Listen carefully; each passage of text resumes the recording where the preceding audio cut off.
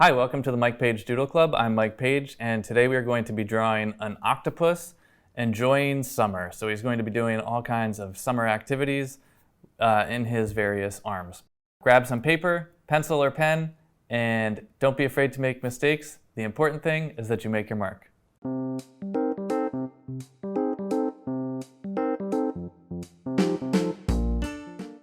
Park Street Books is proud to sponsor the Mike Paige Doodle Club. Find them locally at 504 Main Street, Medfield, Mass. Open Monday to Saturday, 9 a.m. to 6 p.m. and Sunday, 10 a.m. to 6 p.m. Or visit parkstreetbooks.com. No matter where you are, that's parkstreetbooks.com.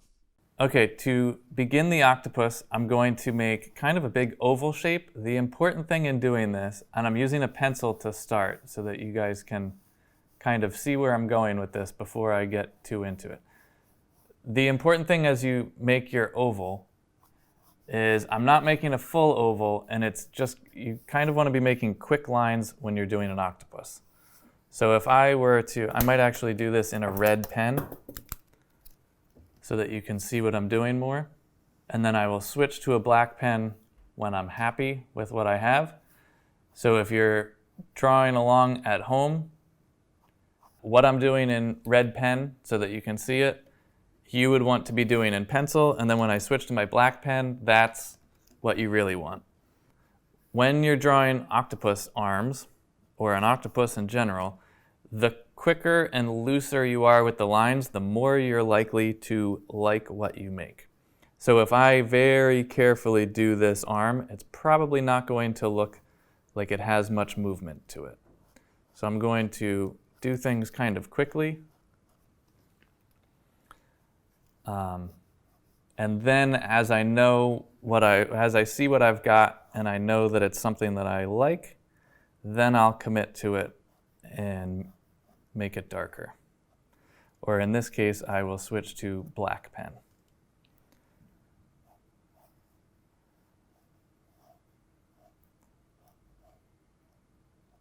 So this will be just kind of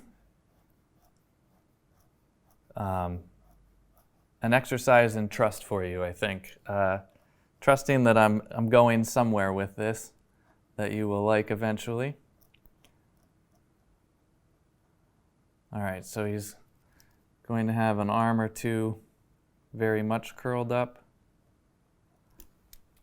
And I think I might start to add in some of the detail now so that you can see where I'm going with this. For the individual suckers on the tentacles, don't worry too much about making them all perfect. You're just doing quick ovals with another smaller oval inside. Now that I'm relatively content with this one,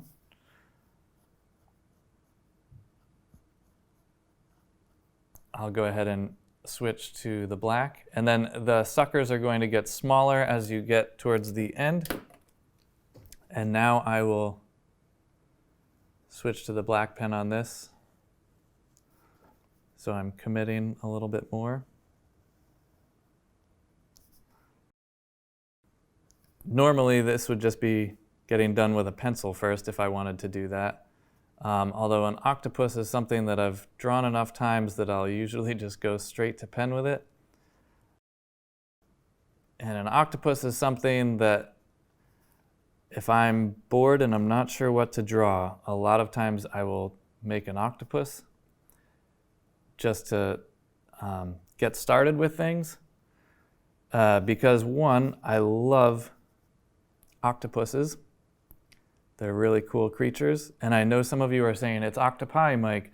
I actually learned somewhere a few years ago that octopuses is actually the correct way of making octopus plural, because I don't remember if it's a Greek word or if it stems from Latin, but whatever it is, adding an I to the end is would assume that it's from a different language than it actually is.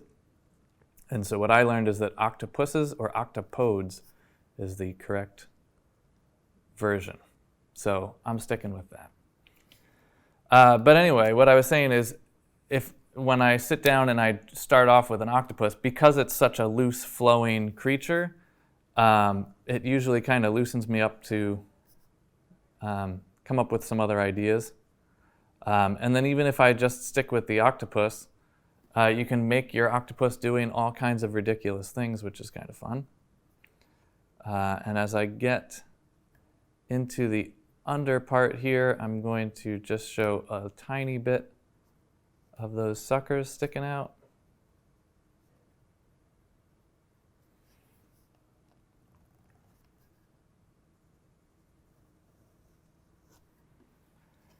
All right, and I'm going to go ahead and commit up here now.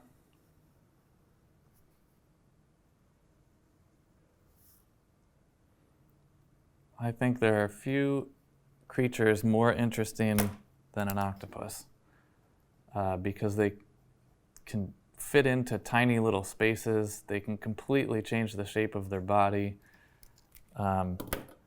Mimic octopuses can fit in, or blend in rather, with their surroundings incredibly well, and they can change color on a dime, change their pattern. I mean, they're really remarkable creatures.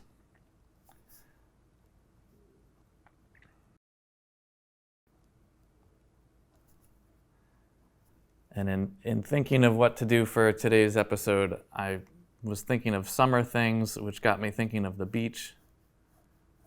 And then I realized that if we made an octopus, we could make something beach-related that's doing multiple activities at once. I wonder if an octopus is a great multitasker or if it's too smart for that. Because the octopus is also a very intelligent creature. And I think sometimes when people try to multitask, they're not really doing anything really well. They're just doing a bunch of things moderately well at the same time.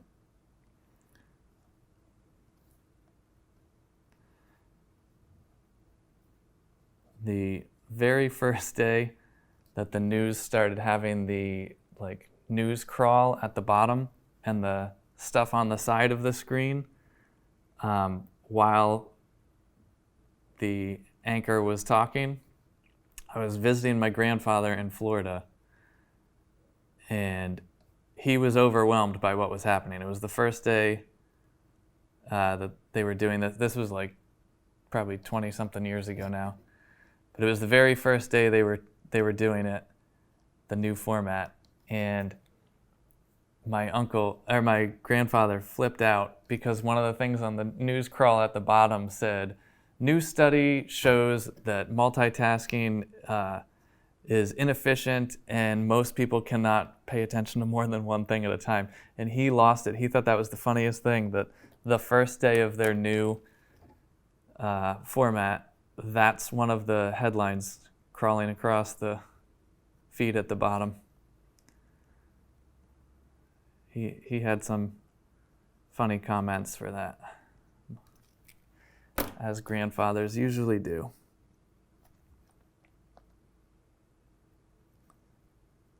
Anytime I'm watching the news and I start to pay attention to that little news crawl at the bottom, I always think of my grandfather.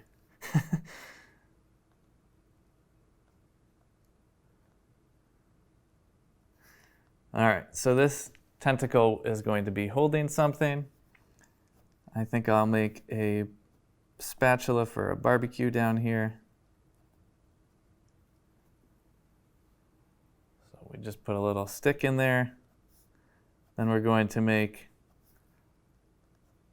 a rectangle that gets a little wider at the top. We'll put 3 little stretched out rectangles or ovals in there. And I'm going to scribble it in just because I went over his arms and you can see that intersecting line.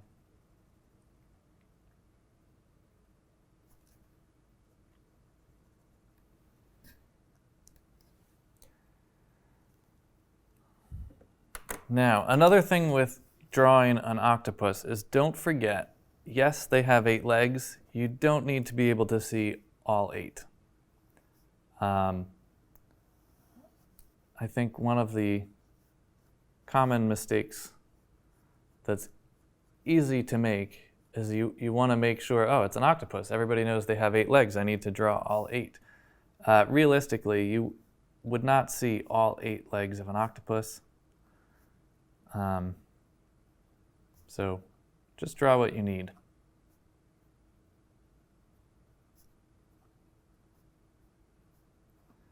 And again, I'm kind of doing everything twice so that I'm doing a quick layout and then I'm going over it once I know that's what I want.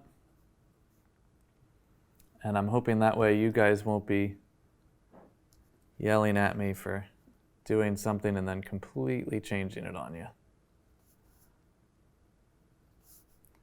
which I've been known to do. I'll say, whoops, that's not what I wanted. And then I'll completely change the line, which is bad news for you if you're following along with a pen.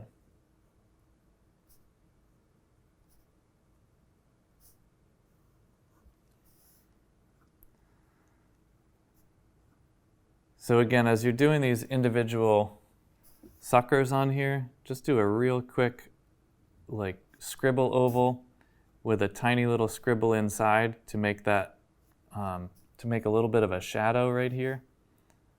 But if you're trying to make every little detail on each one, it'll actually look less convincing than if you do it really quickly. That's my experience anyway. And then what I'm doing here is I'm just kind of connecting so that there's not free-floating suckers. They're all connected to something. So let's see, right now I've got 4 legs. We'll want more than that, but we don't necessarily want all 8. I think this one's going to be coming down and curving. Another thing as you're doing this is you don't want them all going the same direction, and if your octopus is propelling itself this way, they'd all be swinging this way. But I think the most interesting way to make an octopus is to have all of the arms kind of doing their own thing,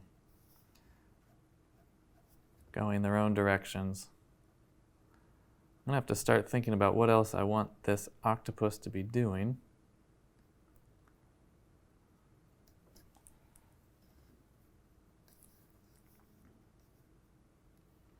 And let's see, this one is on the back side of them, so we'll make the suckers in the middle here.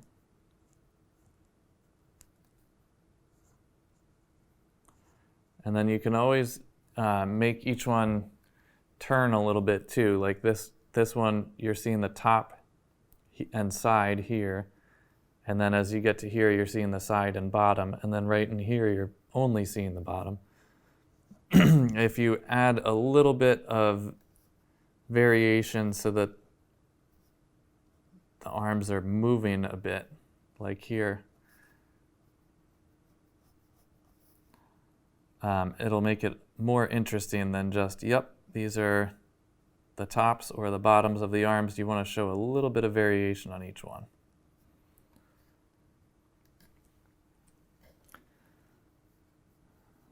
Maybe this one will be holding a pennant for a baseball game.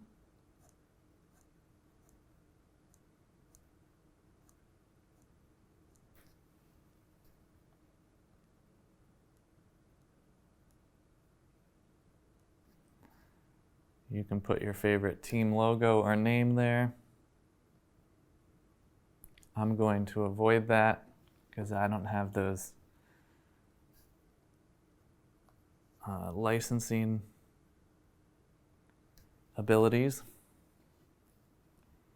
I think I'll make another arm coming down around here, and we'll have this one kind of coming out.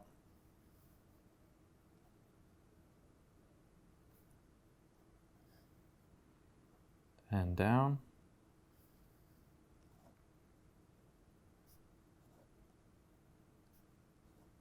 You could even have your octopus wearing like a ridiculous sun hat or something if you wanted.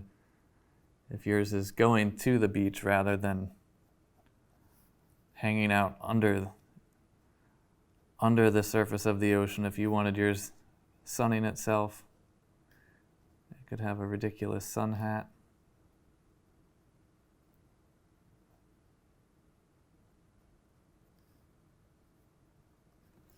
So let's see, we've got 6 arms so far. And I have one coming out back here.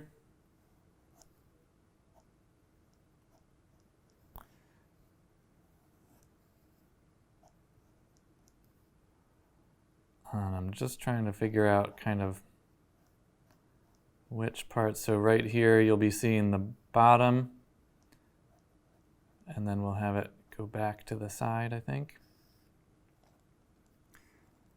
It's helpful to kind of figure that out before you start drawing it so that it's all turning somewhat realistically.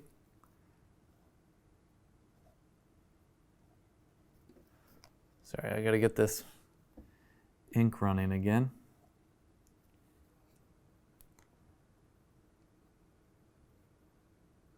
Maybe I should get one of those NASA pens that can write upside down. These pens don't enjoy being held at this angle this long.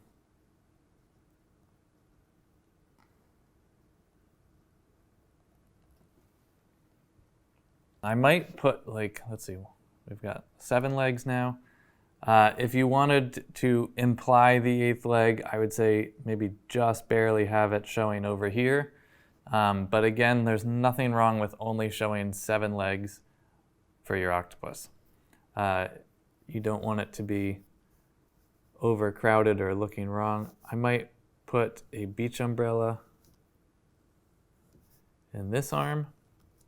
This is a very busy octopus. It couldn't decide what it wanted to do on this nice summer day, so it's doing everything all at once. I'm going to have this come way up off the paper, and then I will maybe just show the inside of the umbrella and just a little bit of the top, and we'll kind of scribble shade that. Maybe I'll make this other section red.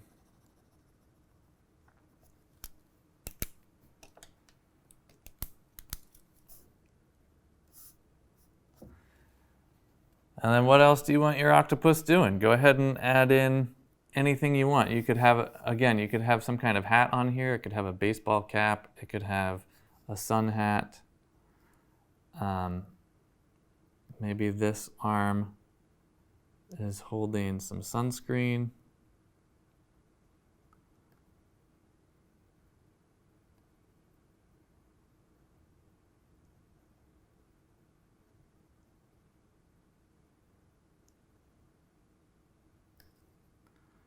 I feel like a drawing like this, the more ridiculous you get with it, the more fun it'll be. And then you can also kind of make some quick little scribbles in these areas. I guess this is like an octopus's armpit. I never really thought about that before. But if an octopus has an armpit, this is it right here. So we're gonna make some little scribbles right in here to kind of show this area. You guys must think I'm nuts. That's all right. These are the thoughts you have when you're doodling. Octopuses might have armpits. Would you have thought of that today otherwise? Probably not. This is why it's important. Why it's important to doodle. The important questions of the universe come out as you're doodling. Does an octopus have an armpit? Why, yes, it does. You'll learn all kinds of things as you're drawing. All right. Then you could kind of make like little splotches on your octopus if you'd like. Feel free to color this guy in, make him as wild as you want. Put other things in his hands if you'd like. He could have a beach towel, could have anything you want. It doesn't even need to be summer related. Make your octopus doing the weirdest thing you want. And if you'd like to share these on social media, please do. We love seeing what you guys make, especially if you go your own direction with it. I love seeing when somebody starts with what I showed them and then they're like, nope, I took it this way. That's always fun to see. If you'd like to share those on social media, you can tag Paige Doodle Club, either with a hashtag or the @ sign. Here's our final octopus. Thanks so much for following along. Tune in again next time for our 4th of July episode when we'll be doing a Minuteman, a flag, and some fireworks.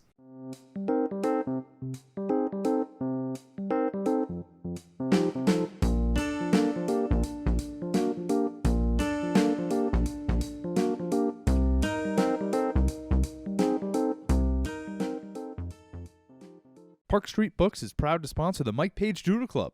Park Street Books is an independent children's book and toy store. With nothing electronic in the store, Park Street Books encourages kids to read, play, and unplug. Find them locally at 504 Main Street, Medfield, Mass. Open Monday to Saturday, 9 a.m. to 6 p.m., and Sunday, 10 a.m. to 6 p.m. Or visit parkstreetbooks.com no matter where you are. That's parkstreetbooks.com.